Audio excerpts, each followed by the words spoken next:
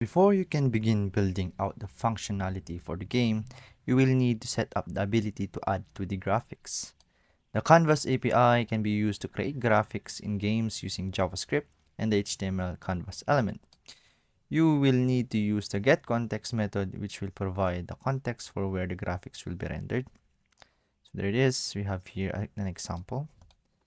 As for now, we have to declare the keyword const and then the variable ctx.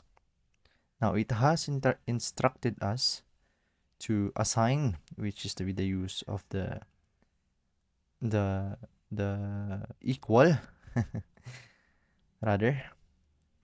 Okay, so we put equal in here, and we access the element canvas and interpolate the 2D graphics, which is the get context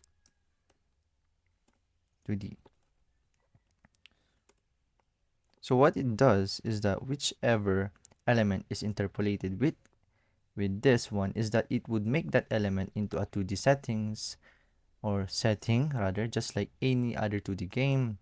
And in this part is that it has successfully did that, but only assigned to a variable ctx. So that would be it. Nice.